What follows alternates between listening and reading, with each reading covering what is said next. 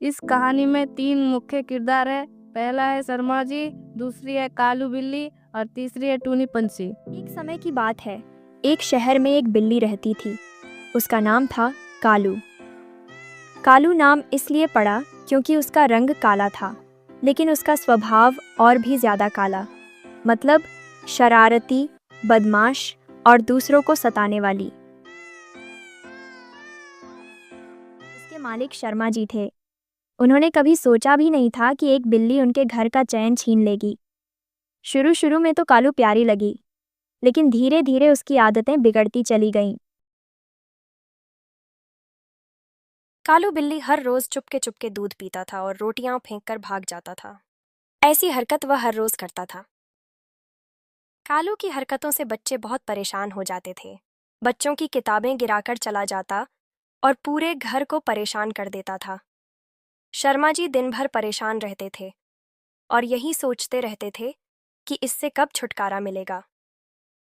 एक दिन उसने शर्मा जी की मुर्गी का पीछा करने लगा उसको खाने के लिए। ऐसा होते हुए शर्मा जी ने दूर से देख लिया। शर्मा जी बहुत गुस्सा हुए। उन्होंने कहा, अब बहुत हुआ। शर्मा जी का सब्र टूट गया। उन्होंने कहा, बस, अब बहुत हुआ, तू इस घर में नहीं रह सकती। लात मार के बाहर निकाल डाला और ले जाकर पास के जंगल में छोड़ दिया। जंगल की नई मेहमान कालू बिल्ली जंगल बहुत ही शांत और सुंदर जगह थी। वहाँ पेड़ पौधे, झरने और सुंदर सुंदर पंछी रहते थे। सब मिलजुल कर रहते थे, न कोई लड़ाई न कोई शोर। लेकिन कालू के आते ही सब बदल गया। पहले दिन ही उसने मिट्ठू तोते को तंग करना शुरू कर दिया। मिट्ठू तोता सुबह सुबह गाना गा रहा था, तिरिली तिरिली तिरिताता। कालू ने झपट्टा मारा और कहा, ओ गायक महाराज, थोड़ा चुप भी रहा करो। मिट्ठू घबरा गया, उसके पंख सिमट गए। मैं तो हर रोज ऐसे ही गाता हूं, उसने धीरे से कहा। कालू सुनकर बोली, अब हर रोज नहीं, जब मैं कहूंगी तब। उस दिन से मिट्ठू की सुबह शांत हो गई, पर उसका दिल बेचैन रहने लगा।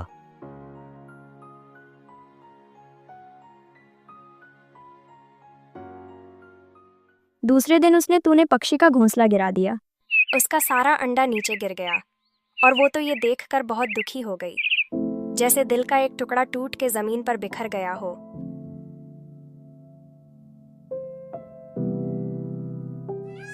फिर मोर की पूंछ खींची।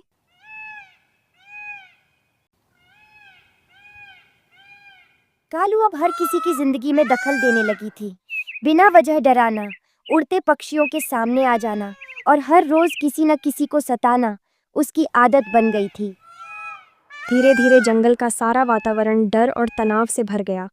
अब न सुबह का संगीत सुनाई देता, न दोपहर की चहचहाहट। हर कोई चुप था, सहमा हुआ, मानो किसी तूफान की आहट हो। लेकिन एक दिन सब कुछ बदल गया। तूने ने अपने पंख फैलाए और धीरे से कहा, बस बहुत हुआ, अब कालू को सबक सिखाना होगा। जंगल के सारे पक्षियों ने एक आपात बैठक बुलाई। सूखी पुरानी नीम की सबसे ऊंची डाल पर पंचायत लगी। चारों ओर घबराई हुई चोंचें, फड़फड़ाते पंख और परेशान निगाहें थीं। मुखिया उल्लू ने गहरी आवाज में कहा, यह बिल्ली हमें चैन से नहीं जीने दे रही, हमें कुछ करना होगा। तोते मिट्ठू ने हिम्मत जुटाकर कहा, अगर हम मिलकर कोई योजना बनाएं तो इसे जंगल से भगा सकते हैं। वो अकेली है और हम सब साथ हैं। कुछ देर चुप्पी छाई रही, फिर टूनी बोली, हाँ, अब डरने से कुछ नहीं होगा। और फिर एक योजना बनी। धीरे धीरे, फुसफुसाहटों में, पत्तों की सरसराहटों के साथ। जंगल की चुप्पी पहली बार उम्मीद से भरी थी। अगले दिन सब पक्षियों ने जंगल के एक कोने में झूठा भोजन मेला रखा। चारों ओर रंग बिरंगे पत्ते बिछाए गए, बीच में चमचमाती प्लेटें रखी गईं।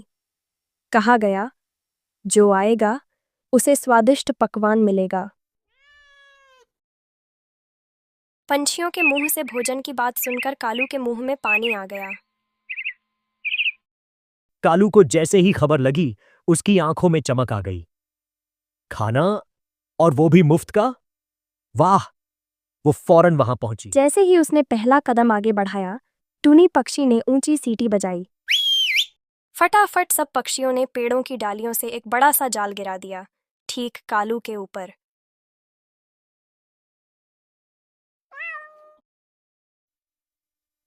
कालू फंस गई। फड़फड़ाई दहाड़ी, पंजे झपटे, लेकिन कुछ नहीं हुआ। गुस्से में बिलबिलाते हुए वो चिल्लाई, छोड़ो मुझे, मैं तुम सबको छोड़ूंगी नहीं। लेकिन अब जंगल वाले डरते नहीं थे।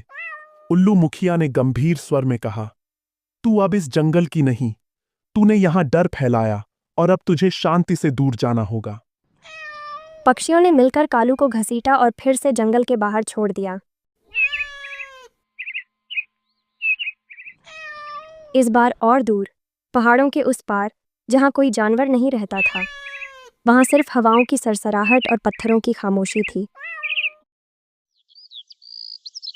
जंगल में पहली बार सुबह सुबह मिट्ठू ने गाया, तिरिली तिरिली तिरी ता ता। जंगल में सब फिर से खुश थे। मिट्ठू फिर से गाने लगा, टुनी पक्षी और मोर फिर से नाचने लगा। अब जंगल बहुत खुशहाल है